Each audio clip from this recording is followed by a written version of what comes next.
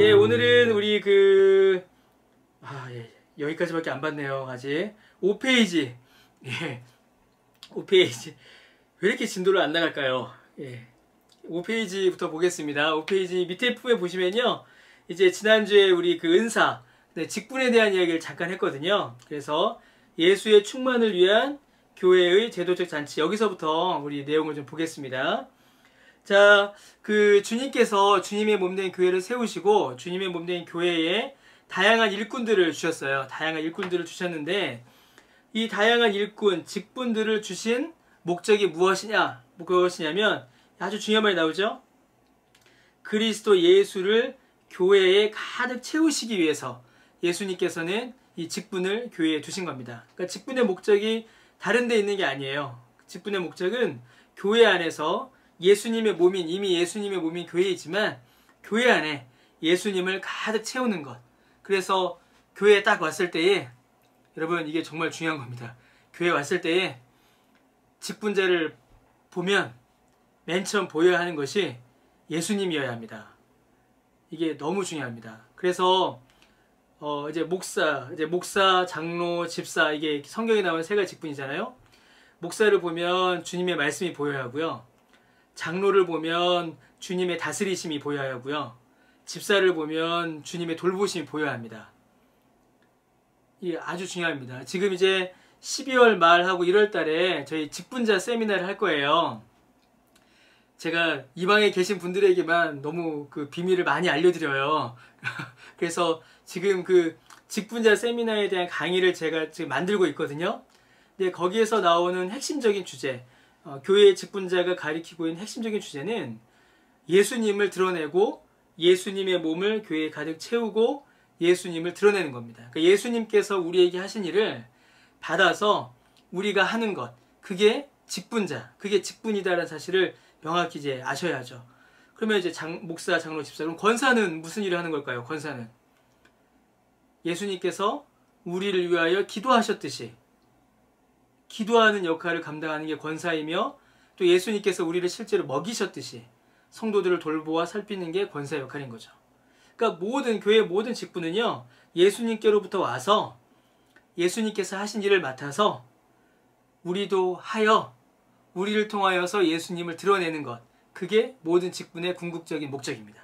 자, 계속 볼게요. 자, 그래서 사도와 선지자, 복음 전도자, 목사, 교사를 세우셨습니다.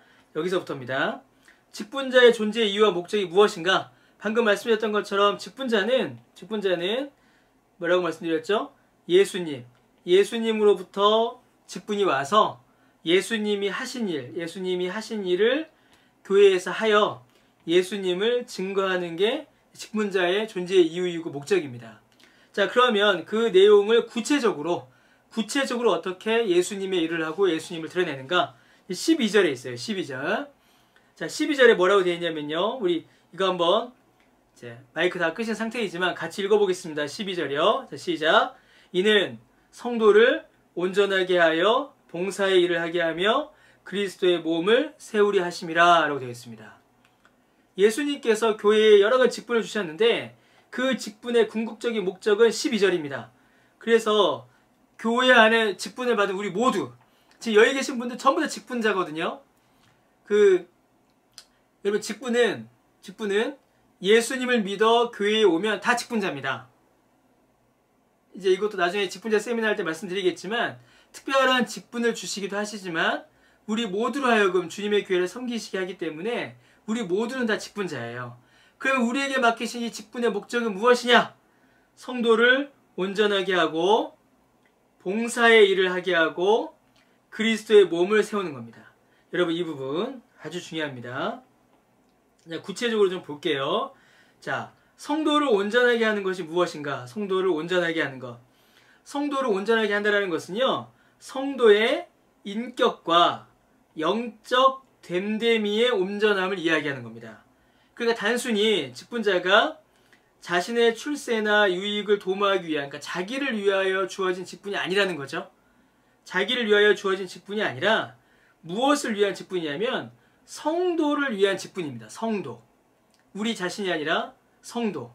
그러니까 제가 목사 된 거는 저의 어떤 그 입신양명과 영달을 위해서, 또 우리 엊그저께 임직하신 우리 장로님들도 나의 명예를 위해서 임직, 직분을 받은 게 아니라는 거예요. 철저히 우리가 받은 직분은 예수님께로부터 와서 예수님께서 하신 일이기 때문에 교회를 섬기는 겁니다. 왜냐하면 예수님께서 교회를 섬기셨잖아요. 예수님께서 성도를 섬기셨기 때문이거든요. 자, 그래서 첫 번째 섬김이 무엇인가? 성도를 온전하게 하는 겁니다. 그래서 목사의 말씀 사역, 장로의 다스림의 사역, 그 다음에 집사의 섬김의 사역, 권사의 기도 사역, 그 모든 사역을 통해서 우리 교회 성도들의 인격과 영성을 온전케 하는, 그들이 성숙할 수 있도록 돕는 것, 이게 여러분 모든 직분의 궁극적인 첫 번째 목적입니다. 그럼 여러분, 성도의 인격적, 영적 됨됨이 온전함, 이게 이루어진다는 말은 다른 말로 하면은 성화이기도 하고요. 또 다른 말로 하면 모든 성도들이 예수님을 닮아가도록 하는 겁니다. 이게 너무 중요합니다. 어떤 목사님께서는요, 한국 교회가 이렇게 무너진 가장 근본적인 이유가 뭐냐면 직분이 무너졌기 때문이다라고 해요. 직분이 무너졌기 때문이다. 자, 지금 이 내용 한번 보세요. 직분은 예수님께로부터 왔잖아요. 그래서 예수님께서 하신 일을 하는 게 직분입니다. 그리고 그 일을 통하여서 성도를 온전하게 해요. 그래서 그 성도가 직분자들을 통하여서 예수님을 닮아갑니다. 그럼 여러분, 직분이 정상적으로 성경적으로 잘 교회 안에서 움직여요. 그 직분자가 예수님을 막 드러냅니다. 그 직분자의 섬김을 통하여 성도들이 예수님을 막 닮아가요. 그러면 교회 안에 들어오면 누구만 보이겠습니까? 예수님만 보이는 거예요. 그렇지 않겠습니까? 직분자는 예수님께 받아서 예수님이 하신 일을 하고, 직분자의 섬김을 통하여서 성도들은 예수님을 닮아가고, 그러니까 문을 열고 교회 안에 들어오면 예수의 향기만 나고 예수님만 보이게 되는 거죠. 그럼 여러분, 예수님만 닮아가는 교회, 예수님만 닮아가는 성도들이 있으면 여러분 어떻게 그 교회가 문제 있는 교회가 될 수가 있겠습니까? 그런데 많은 직분자들이 예수님을 드러내기보다, 그러니까 직분의 기원이, 직분의 근원이 예수님께로부터 왔고, 직분의 목적이 예수님께 있다라는 그 사실, 모든 직분의 주인이신 예수님을 기억하기보다는 다른데 자꾸 목적을 갖게 됩니다. 그러다 보니까 직분이 무너지니까 교회 안에서의 예수님의 사역도 온전히 이루어지지 않고, 예수님의 사역이 온전히 이루어지지 않으니까 성도들도 예수님을 닮아가지 못하는 일들이 벌어지게 되는 거죠. 그래서 여러분, 아주 중요합니다. 교회와 모든 성도는요, 우리 교회는요, 화려한 사역보다 인격의 온전한 됨됨이, 곧 예수님을 닮아가는 신학 인격의 변화, 성화에 우선적인 관심을 기울여야 합니다. 여러분, 이 부분이 너무 중요합니다. 교회의 사역, 교회가 무엇을 위하여 사역할 것인가, 교회가 무엇을 위하여 일할 것인가, 여러분, 우리가 많은 이제 고민이 필요합니다. 그래서 교회가 지역사회도 섬겨야 되죠. 그리고 선교도 해야 됩니다. 전도도 해야 돼요. 하나님께서 그 교회에게 맡기신 중요한 사역들이 너무 많습니다. 그러나 그 모든 사역들 전에, 그리고 그 모든 사역들보다 가장 먼저 중요하게 교회와 직분자들이 해야 될 것은 이겁니다. 화려한 사역보다, 사람들의 인기와 칭송을 받는 일보다 인격의 온전한 됨됨이, 곧 성화, 그리고 예수님을 닮아가는 이 일에 우선적 관심을 기울여야 합니다. 그래서 예수님을, 한 사람이라도 예수님을 닮아가고, 예수님을 알아가고, 그러니까 예수님을 알고, 예수님을 믿고, 예수님을 닮아가는 이 세 가지가, 제가 방금 말씀드린 이 세 가지가 제가 꿈꾸는 제 최종적인 목회라고 해야 되나요? 사역의 최종적인 목표입니다. 사실은요. 예수님을 알고, 예수님을 믿고, 예수님을 닮아가는 교회. 이런 사역들이 이루어져야 되는데 교회가 초점을 맞춰야 된다는 거죠. 그러므로 여러분, 직분자가 먼저 인격적 그리고 영적 온전함을 구비해야 합니다. 이게 아주 중요합니다. 직분자가 먼저 성화의 열매를 맺어야 하고 직분자가 먼저 예수님을 닮아가야 한다는 거죠. 예수님의 마음을 품고 예수님의 성품을 닮아가는 일 너무 필요합니다. 여러분 이 말이 우리 마침 이제 우리 이 모임에 이제 어제 임직하신 장로님 두 분이 계셔서 두 분만 들으시라고 제가 한 얘기가 아닙니다. 다 아시죠? 예, 우리 모두가 주님의 교회를 섬기는 우리 모두가 함께 마음에 품고 생각해야 될 내용입니다. 그래서요 여러분 신학자와 목회자 그리고 모든 직분자의 소임은요 가능하면 먼저 예수님을 닮아서 모든 성도가 예수님의 제자가 되도록 중개하는 것 여러분 이게 모든 직분자의 소임입니다. 그래서 여러분 모든 교회 사역 그리고 모든 신학자 모든 목회자 모든 직분자가 행하는 모든 그 사역을 한마디로 이렇게 뭉뚱그려서 얘기한다면요 제자 훈련입니다. 제자 훈련. 제자 되기예요. 제자 되기. 제자됨. 이거는 어떤 한 교회의 어떤 프로그램의 이야기 제목이 아닙니다. 모든 교회와 모든 성도와 모든 직분자가 힘써서 애써서 해야 할 사역의 이름은 제자 훈련입니다. 우리가 먼저 예수님의 제자가 되어야 하고 성도들을 예수님을 닮아가는 예수님의 제자가 되도록 이끌어가는 것 이게 교회가 감당해야 할 가장 중요한 일입니다. 그래서 이제 제가 여러 번 말씀드렸잖아요. 올해부터 제자훈련 이제 프로그램을 시작하려고 계획을 막 세웠었거든요. 근데 이제 못했잖아요. 코로나 때문에. 그래서 처음에는 제가 낙심이었었습니다. 아 이거 해야 되는데. 그런데 이제 제가 생각을 이게 바뀌더라고요. 어떻게 바뀌냐면 이겁니다. 곧 어떤 프로그램, 어떤 단계를 밟아감으로 일어나는 제자 훈련이 아니라 지금처럼요. 우리가 이렇게 성경을 읽고 성경을 배우고 또 우리가 함께 기도하고 예배함으로 충분히 예수님을 알고 믿어가는 예수님 닮아가는 제자 훈련이 이루어진다라는 그런 생각이 들었습니다. 계속 볼게요. 그래서 여러분 우리 직분자들 모든 성도는 섬김의 일을 그러니까 성도가 섬김의 일을 수행할 때까지 섬겨야 합니다. 위에 있었죠? 위에 뭐라고 있었습니까? 성도들을 온전케 한다. 이건 예수님을 닮아가는 거예요. 두 번째로 봉사의 일을 하게 하는 겁니다. 성도들로 하여금 봉사할 수 있도록 성도들이 받은 은혜에 감사하여 봉사의 일을 할 수 있도록 섬기는 것 이것도 직분자의 역할이에요. 그래서 여러분 직분자는 자기 자신도 열심히 일하고 교회를 섬기지만 옆에 있는 성도도 함께 교회를 섬길 수 있도록 이끌어가는 것 그것도 직분자의 역할입니다. 왜냐하면 이게 당연함이라고 써놨죠. 왜죠? 예수님께서도 우리를 섬기셨기 때문입니다. 그래서 예수님을 닮아간다라는 말은요. 예수님의 섬김이 우리 안에서 나타난다라는 말과 같은 말이에요. 내면의 신앙인격, 우리 안에 있는 내면의 신앙인격은요. 단순히 내면의 상태로만 남아있지 않습니다. 이게 이제 어떤 다른 종교를 이해하기가 죄송하지만 불교가 말하는 종교심, 그러니까 불교에서 말하는 불교 신앙의 성숙과는 다른 면이에요. 불교에서 말하는 불교는 뭐라고 하나요? 경건이라고 하나요? 불심, 불심이라고 하죠. 불교인들이 말하는 불교에서의 성숙은 내면의 성숙이에요. 그래서 내면의 관점, 내면의 성숙이 변화되는 것. 그런데 여러분 기독교, 성경에서 말하는 신앙 인격의 성숙, 영성의 성숙은 단순히 내적인 만족, 그래서 현실에서 멀어지는 것에서 그치지 않습니다. 그치지 않고 반드시 내면의 신앙 인격이 삶의 신천으로 표현되게 돼요. 우리의 몸과 마음이 분리되어 있지 않잖아요.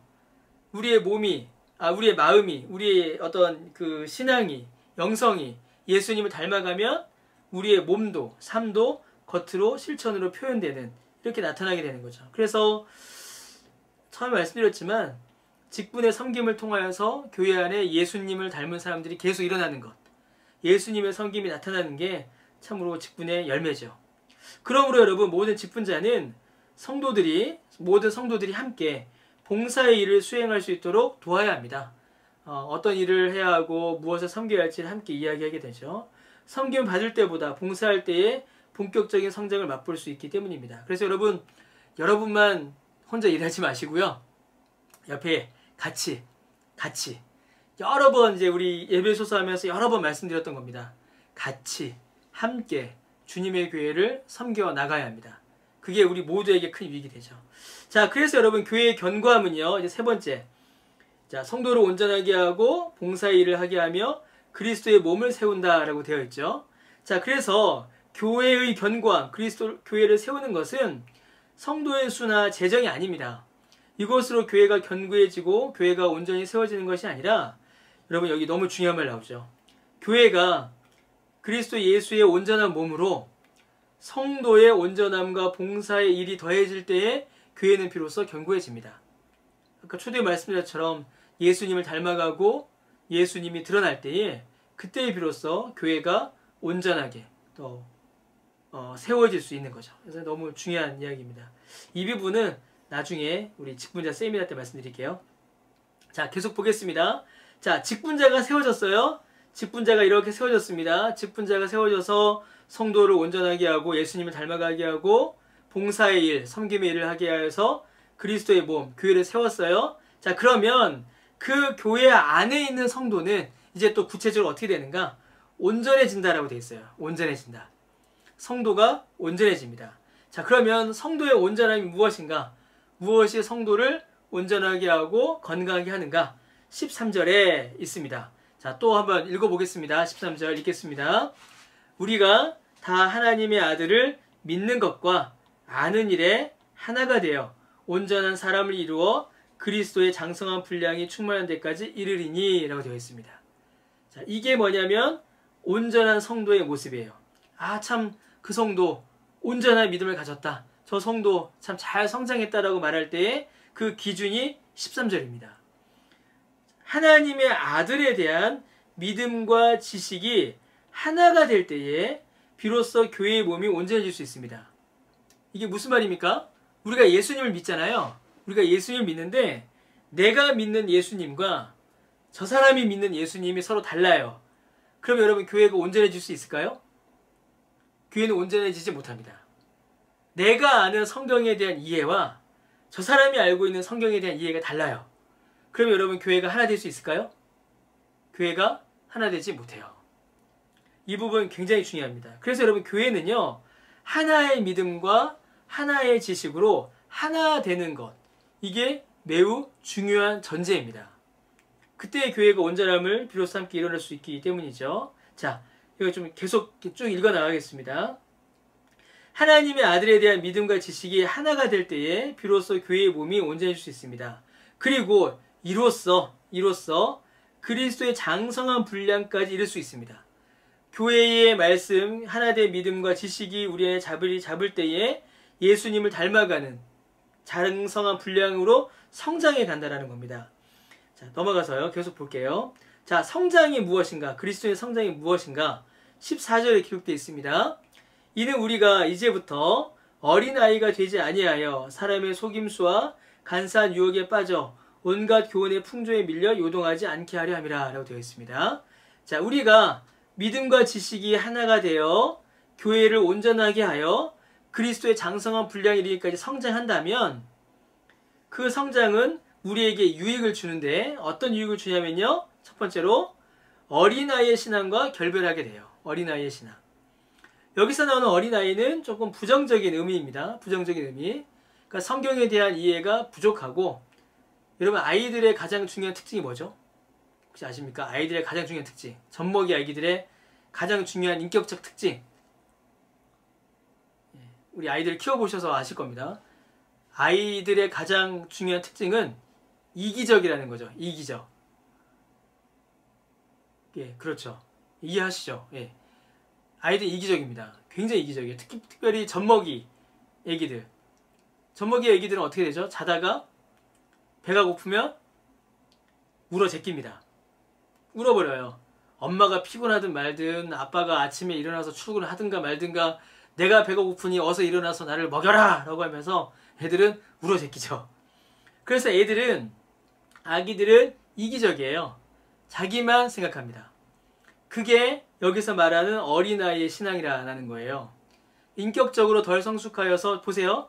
성장한 신앙, 여기서 어떻게 됐습니까? 성장한 신앙들, 여기 있었잖아요.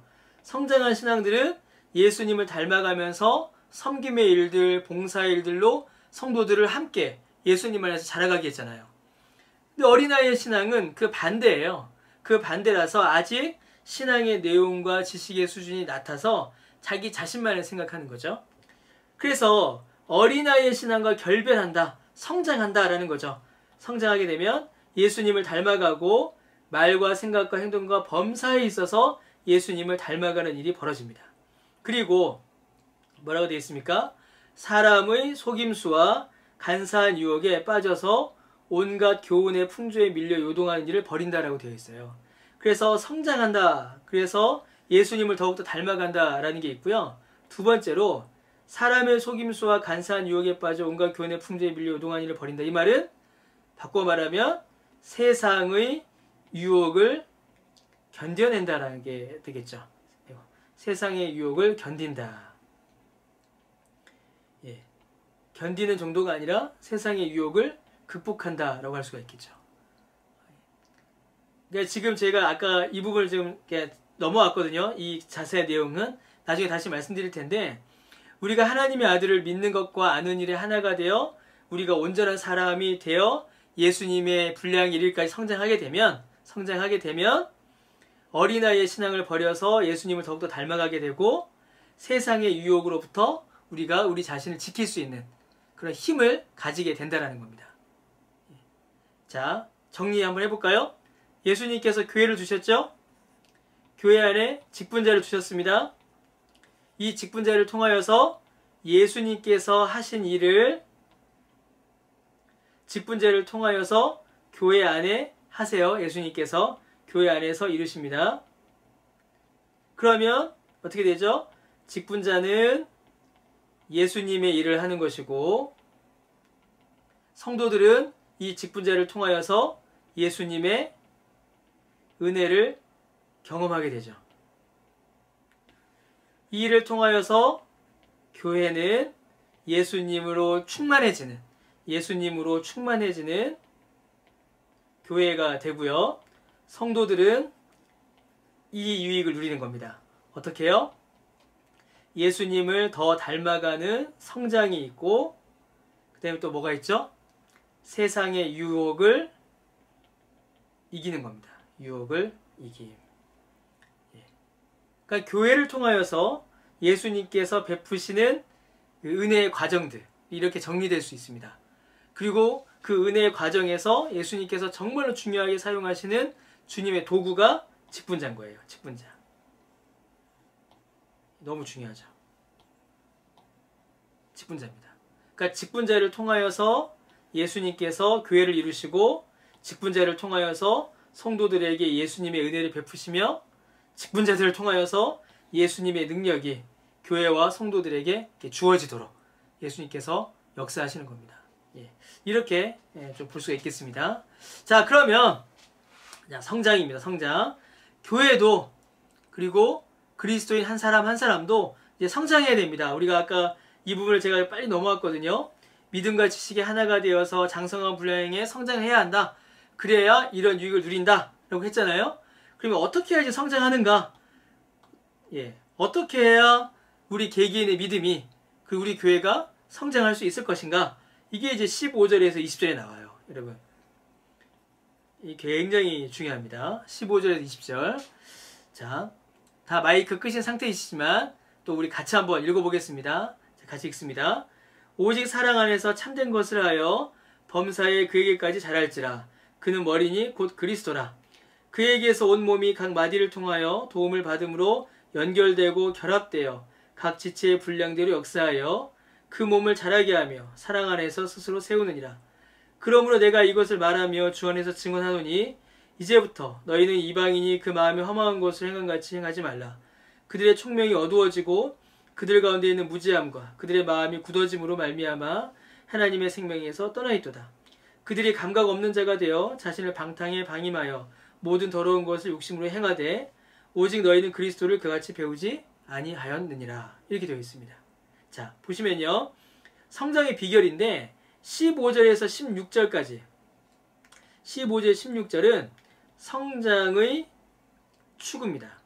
성장하기 위해서 가져야 할 것들, 성장하기 위해서 우리가 성장하기 위해서 우리가 추구해야 하고 성장하기 위해서 우리가 가져야 할 것들이고요.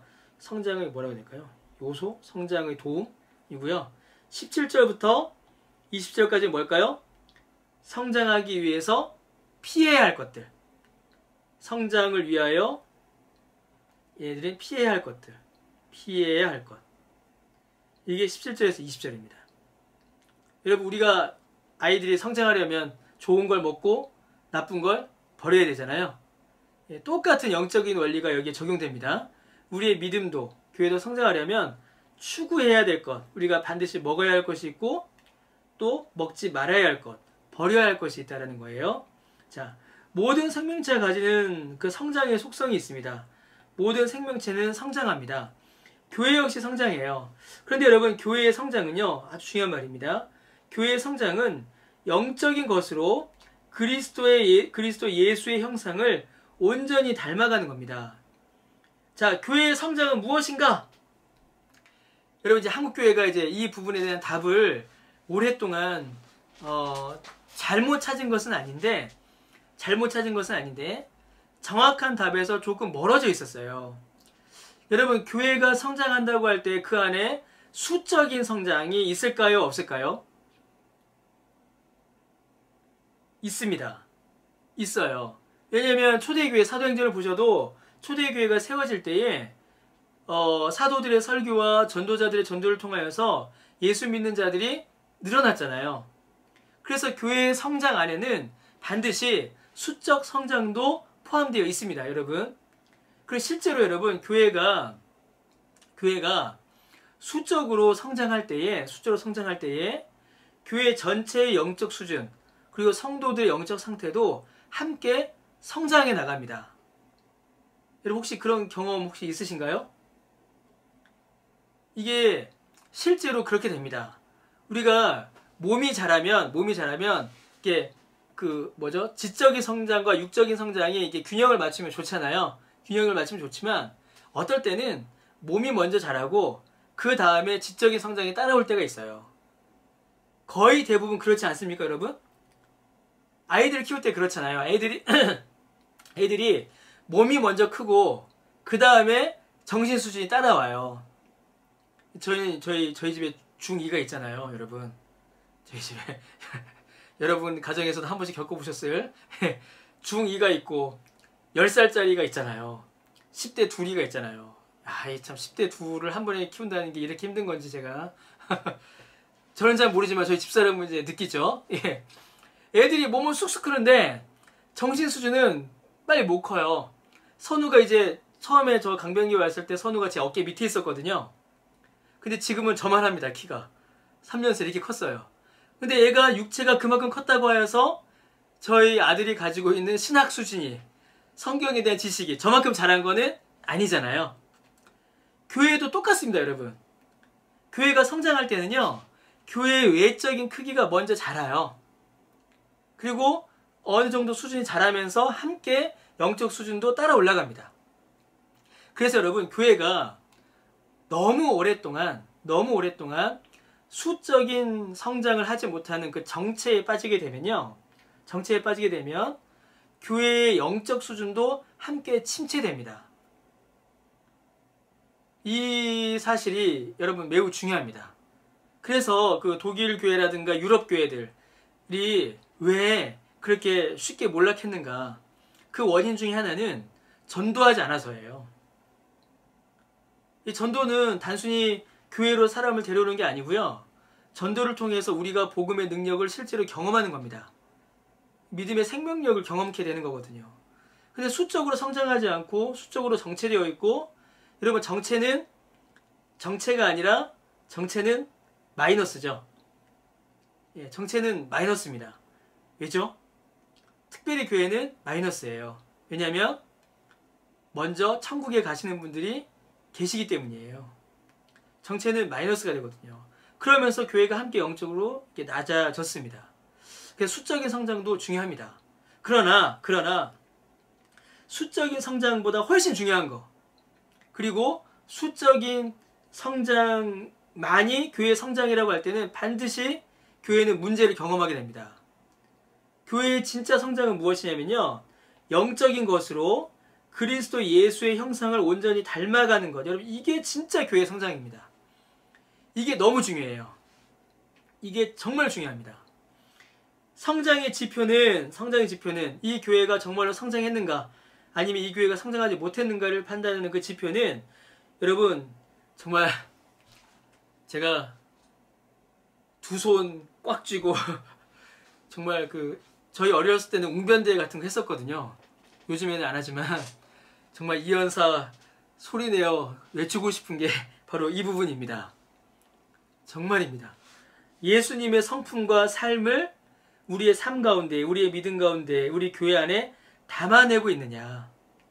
여러분, 여기에 교회 성장의 지표가 있습니다. 이게 진짜 교회 성장이에요. 이게 진짜 교회 성장입니다. 여러분, 교회의 수적 성장은요, 늦어도 됩니다. 저는 늦어도 된다고 생각합니다. 교회 수적 성장은요. 하나님께서 교회가 예수님을 닮아가고, 교회가 예수님으로 가득하고, 그 교회가 하나님의 백성을 양육시킬 만한 교회면 하나님께서 하나님의 양떼를 보내십니다. 이건 제가 경험한 바입니다. 이건 정말로 제가 경험한 바입니다. 교회가 성도들이 함께 예수님을 믿어가고, 교회의 모든 성도들이 함께 예수님 닮아갈 때에 정말 주님의 양떼들을 주께서 그 교회로 보내세요. 저는 정말 그거를 경험했습니다.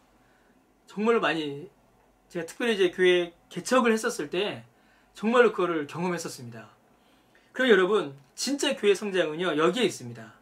우리가 예수님의 성품, 예수님을 닮아가고, 예수님의 성품과 삶을 우리의 삶 가운데 담아내고 드러낼 때에, 그리고 우리 교회가 직분자들을 통하여서, 모든 성도들을 통하여서, 예배를 통하여서, 교제와 사귐을 통하여서 예수님으로 가득하고 예수님이 드러나면 수적인 성장은요, 자연스럽게 따라옵니다. 폭발적이 아니어도 괜찮아요.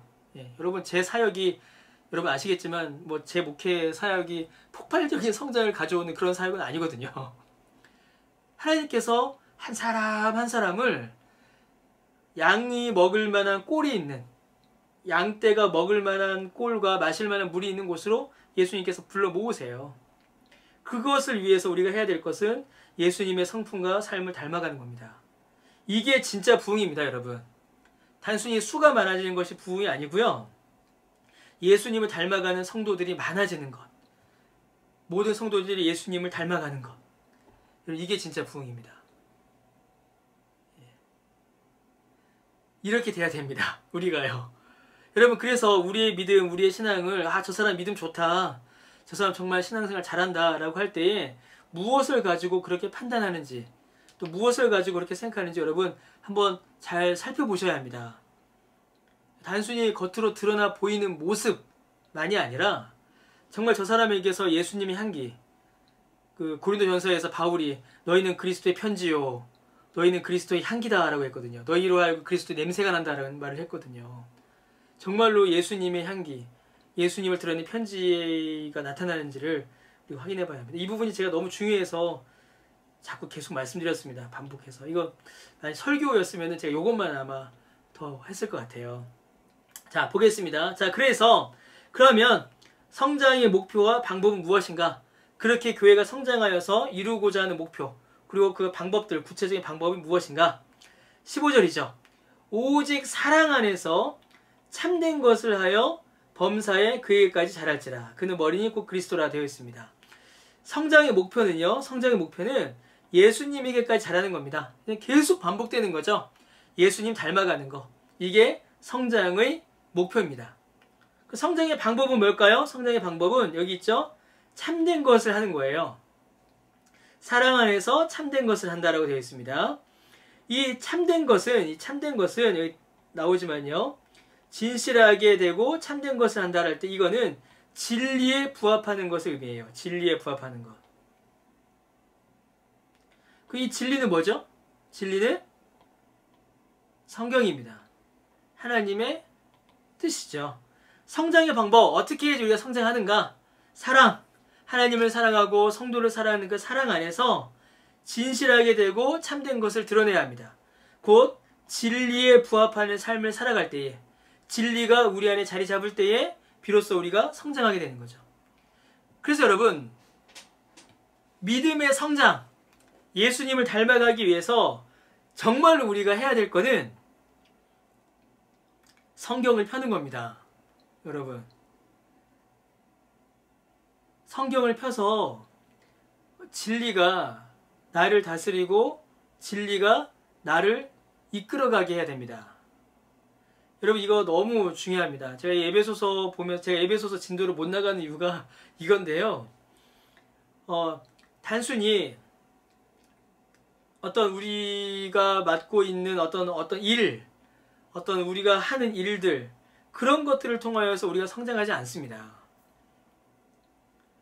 예전에 이제 제가 그분을 좋아하지는 않지만 어떤 분이 이게 쓰신 책이 있어요. 제가 그 책 쓰신 분을 제가 막 이렇게 그러진 않지만 어떤 책을 쓰셨냐면요. 어떤 분이 갑각류 크리스찬이라는 책을 쓰셨어요. 갑각류 크리스찬.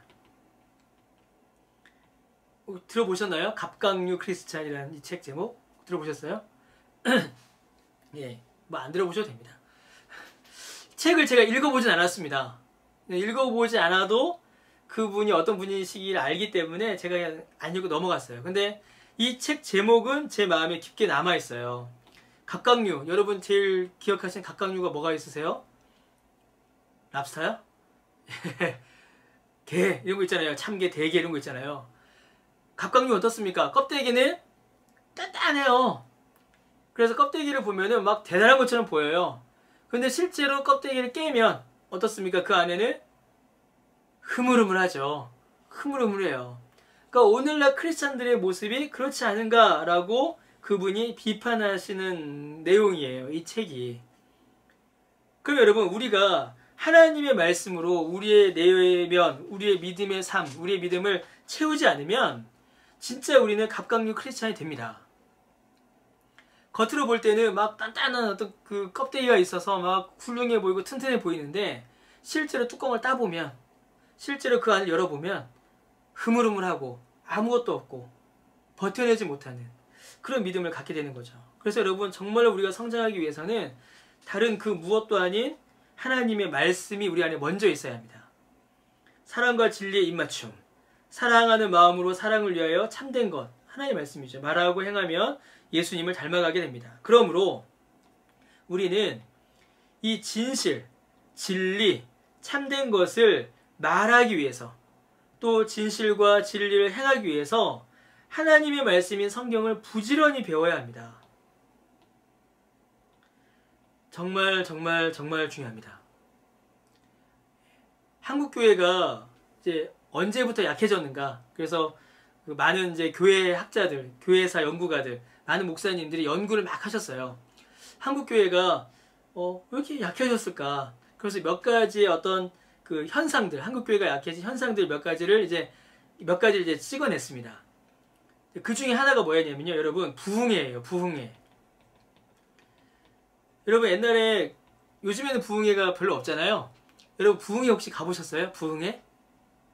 자, 그런데요, 여러분, 이 부흥회가 바뀌었습니다. 한국교회가 처음 시작할 때, 한국교회 초기의 부흥회는 여러분 어떤 부흥회였는지 혹시 아세요? 한국교회 초기의 부흥회는요, 부흥 뭐였을까요? 그 다음에 사경회였어요. 부흥 사경회. 한국교회사를 살펴보면 나타납니다. 한국교회 초기, 평양 대부흥, 원산 대부흥, 전부 다 대부흥이 일어날 때는요, 전부 다 부흥 사경회였습니다. 사경회. 사자, 생각사, 경, 성경할 때 그 경이죠. 함께 모여서 성경을 읽고 설교를 듣고 말씀을 깨달아 알아 그 말씀으로 회개하는 그 사경의 중심의 부흥이었습니다. 한국교회가요. 처음에는. 그래서 저도 책에서만 본 겁니다. 3일길을 걸어가서 설교를 듣고 밤을 새워서 성경을 이해하고 성경 교사들이 목사의 설교가 끝나, 이게 평양 대부흥에 대한 기록들이죠. 밤새서 성경을 설교하면 그 다음 날에는 이제 전도 부인들, 전도인들, 그다음에 성경 교사들, 장로들이 그룹으로 모여서 나눈 내용들을 다시 복귀하고 성경을 이해하는 일들이 있었어요. 자, 그런데 이 부흥 사경회가 언제부터 뭐로 바뀌었을까요? 보세요. 이런 심령 부흥회로 많이 바뀌기 시작했습니다.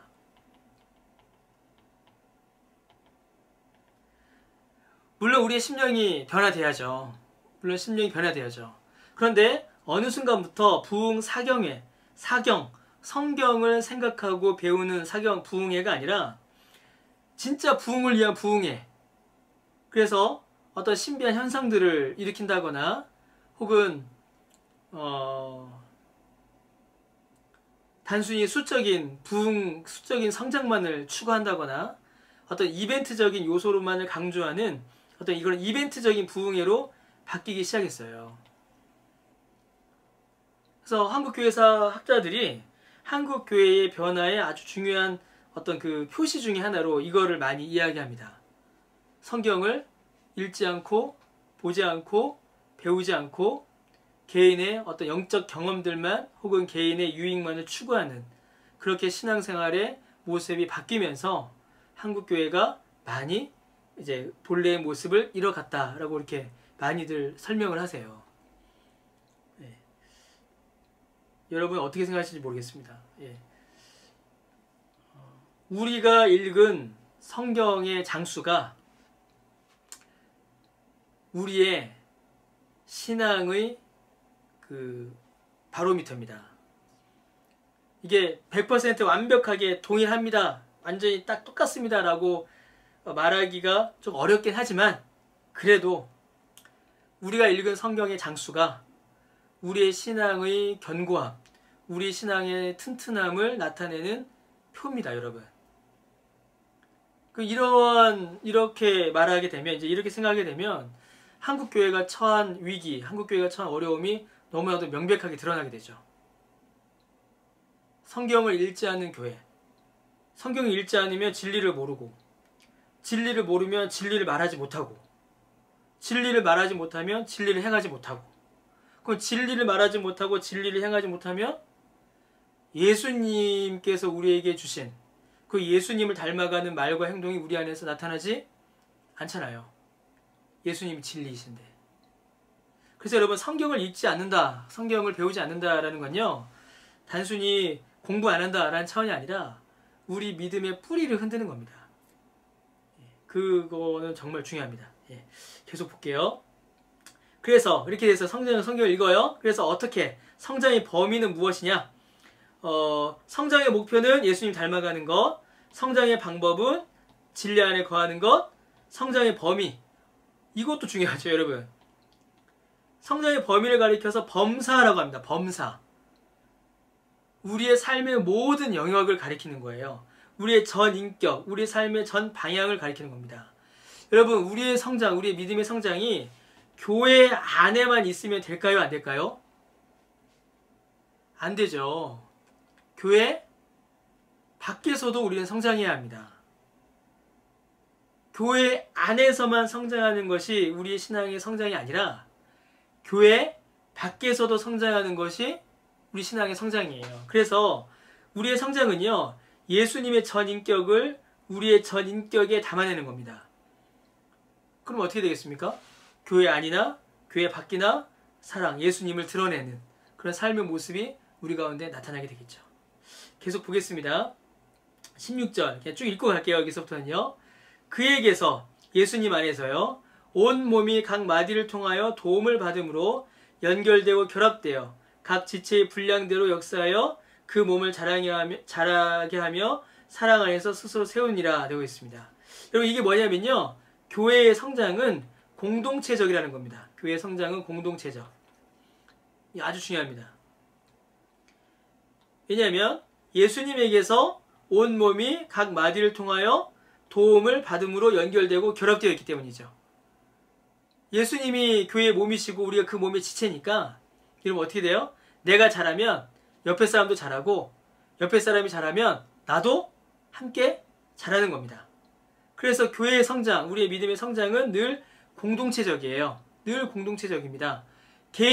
나 개인이 성장하지만 나의 성장을 통하여서 함께 신앙생활하는 사람들도 함께 성장하게 됩니다. 그래서 한 몸 된 교회의 연결과 결합을 통하여서 교회는 성장하는데, 개인적 경건, 나 혼자 하는 개인적 경건과 성도들의 모임을 우리는 함께 해야 합니다. 너무 이거 이제 요즘 교회가 맞닥뜨리는 위험이죠. 그리고 코로나19로 인해서 교회에게 닥친 가장 큰 위험 중에 하나가 이겁니다.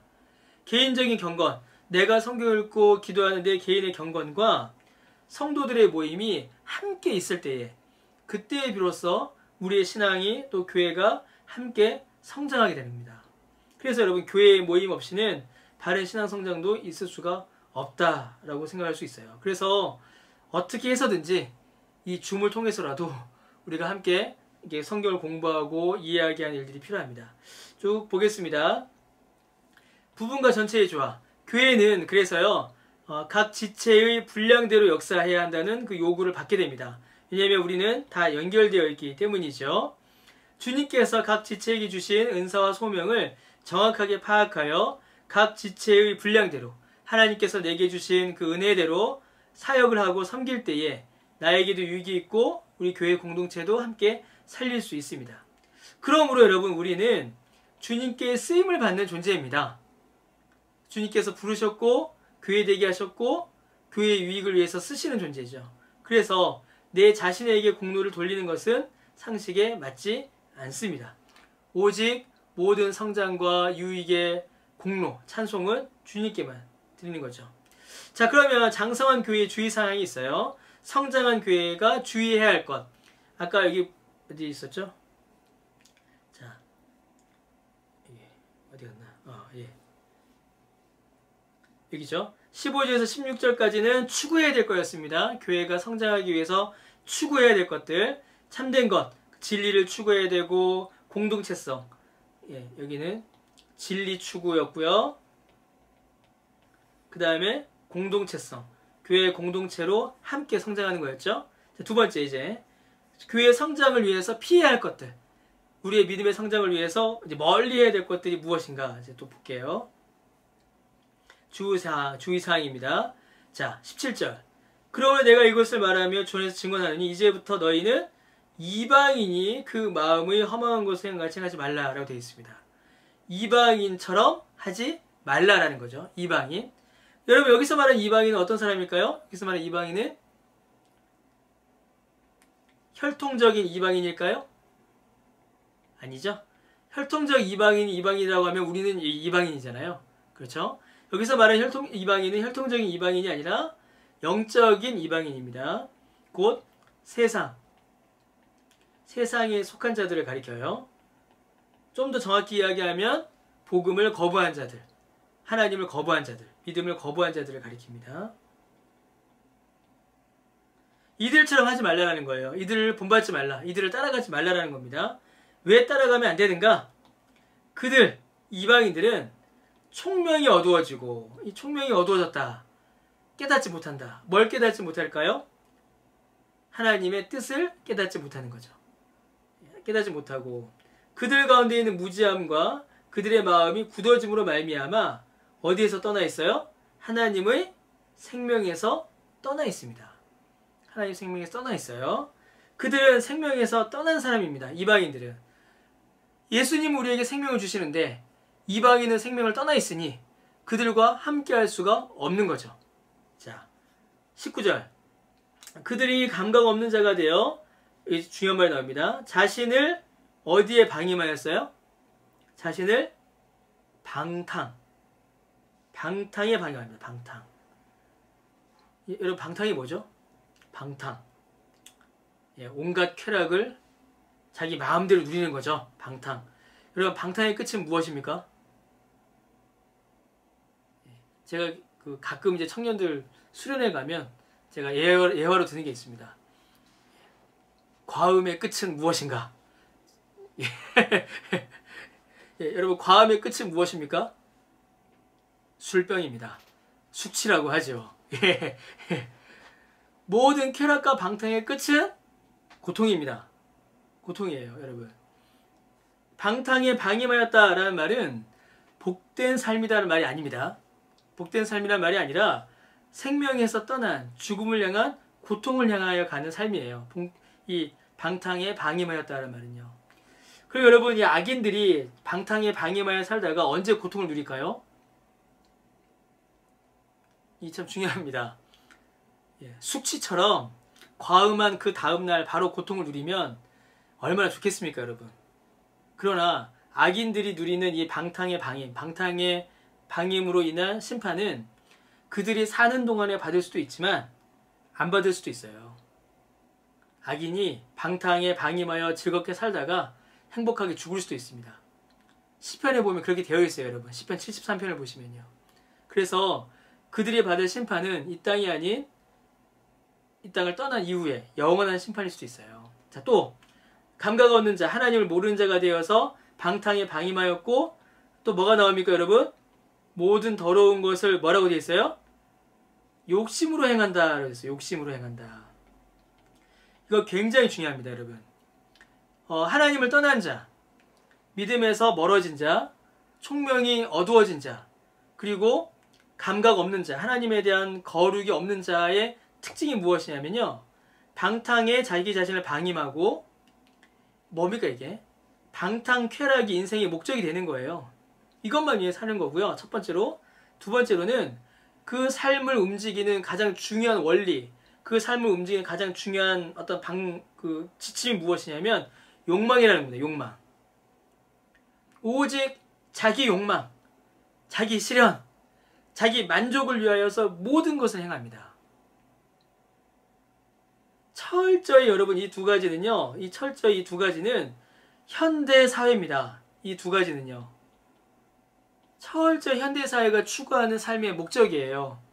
여러분, 그 세상의 어떤 삶의 모습을 보십시오. 즐겨라, 쾌락을 누려라, 이렇게 이야기하죠.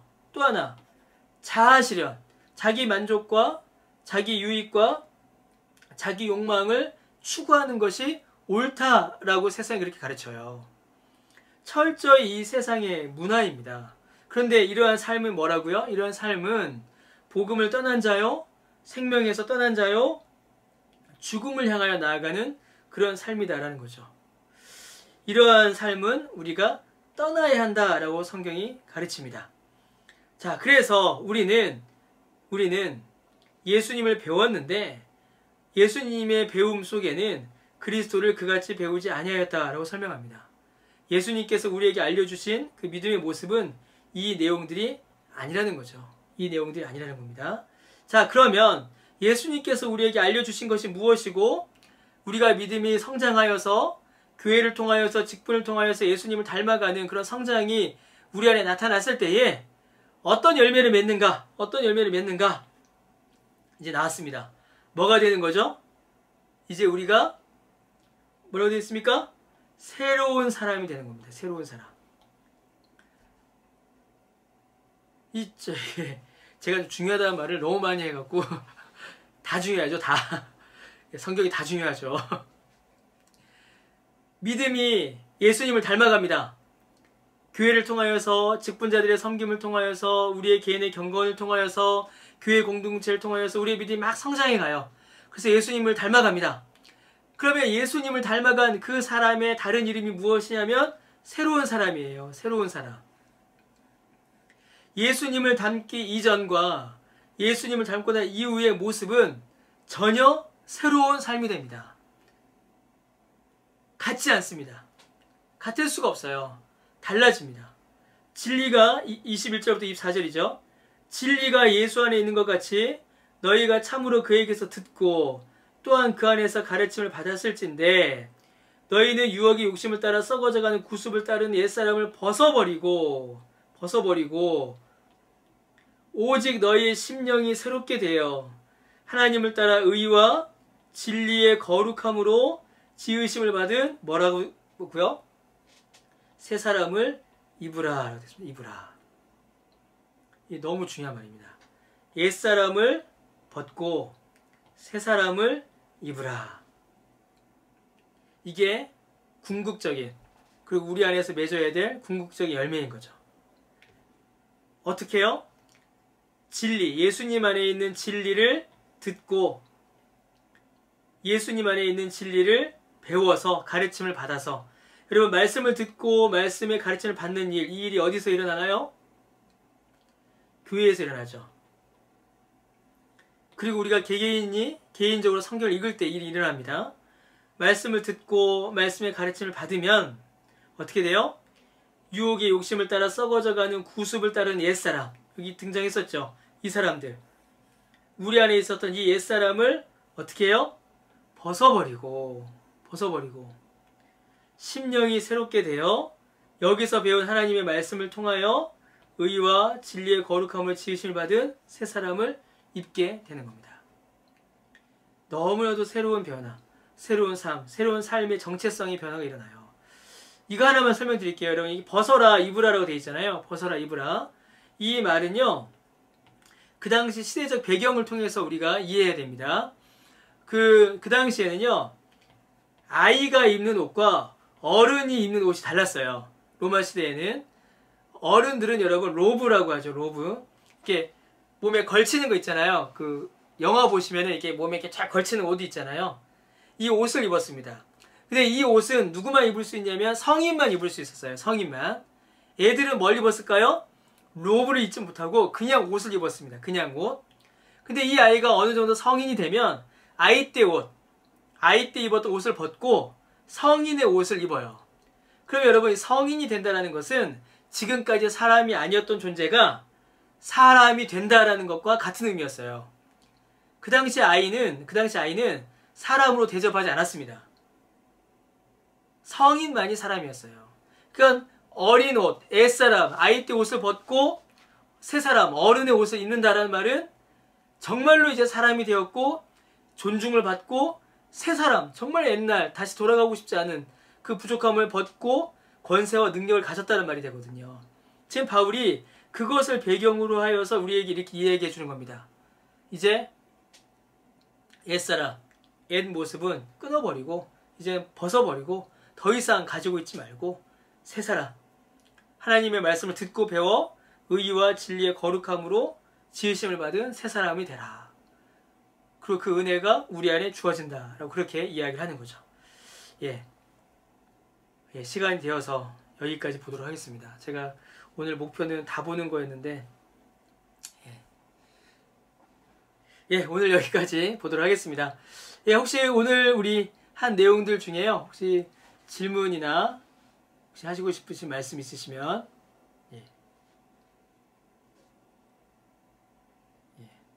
오늘 질문이 서빈.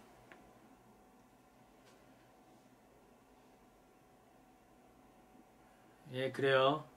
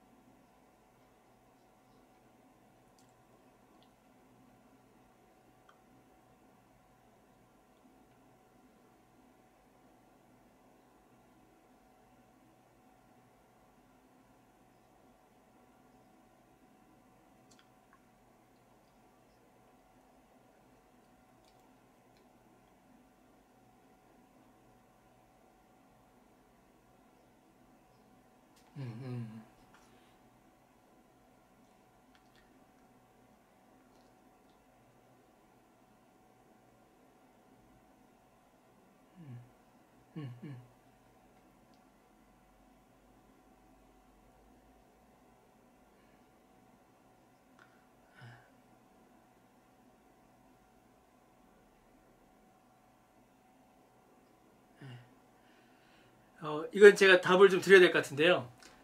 여러분 미국 교회 가보셨나요? 예, 저는 미국 교회 안 가봤습니다. 저도 들은 이야기입니다. 어떤 분이 들은 이야기인데 미국 교회는 예배 드릴 때에 그 성도들이 가지고 있는 성경이 다 다르대요. 누구는 NIV, 누구는 ESV, 누구는 KJV, 자기가 읽기 편한 성경을 다 가지고 있다고 합니다. 근데 우리나라는 좀 약간 그 부분에서는 좀 엄격하게 묶어놨어요. 개역 개정, 개역 한글 이렇게만 보고 있죠. 예배 때에 예배 중에 설교 중에 설교자인 제가 그리고 예배 때에 우리가 함께 볼 때의 성경은 통일되어야 하는 것이 좋다라고 저는 생각을 합니다. 예배 중에 설교 중에는. 그러나 여러분들께서 평상시에 읽으실 때는 다양한 좋은 번역이 되어서 쉽게 이해할 수 있는 성경이 있거든요. 그런 성경을 보시는 것이 여러분에게는 훨씬 유익할 수 있어요. 그래서 이제 나중에 다음 주에 제가 알려드리겠습니다. 표준 세번역 성경이라든가 그렇게 우리에게 이해가 쉬운 성경 번역이 있습니다. 그걸 보시면 좋겠고요. 영어가 쉬우시다면 영어 성경을 보시는 것도 저는 이제 추천을 해드려요. 그리고 이제 지금 어느 교회들은 교회의 성경, 교회 공인 성경을 개역 개정이 아닌 쉬운 성경이나 표준 세번역 성경으로 바꾼 교회들도 있습니다. 그리고 이제 큰 교회들 같은 경우에는 중고등부, 청년부까지는 아예 쉬운 성경만 예배 때 쓰는 교회들도 있어요. 그래서 그러한 변화들도 저는 충분히 가능하다고 생각을 하고요. 예. 언젠가 때가 되면 우리도 할 수 있으면 또 할 수 있겠죠. 예. 성경은 읽는 게 훨씬 더 중요합니다. 그러면 오늘은 여기까지 하도록 하겠습니다. 별 말씀을요. 시간이 다 되어서 오늘은 여기까지 하도록 하겠습니다. 우리 오늘 김은선 집사님 기도시죠? 김은선 집사님께서 오늘 기도해 주시고요. 성경 공부할 때마다요. 제가 화요일마다 참 고민을 합니다. 다음 주 기도는 어느 분께 부탁을 드려야 하나. 제가 늘 참 고민하면서 제가 이렇게 기도하면서 하는데요. 우리 이혜자 권사님 기도 안 하셨죠? 다음 주에는 우리 이혜자 권사님 기도해 주세요. 다음 주에는 우리 이혜자 권사님께서 기도해 주시고요. 그러니까 다음 주에는 이혜자 권사님 해주시면 됩니다. 다음 주는 제가 또 다음에 말씀드리겠습니다. 그리고 오늘 우리 김은선 집사님 기도해 주시겠습니다. 네, 기도하겠습니다.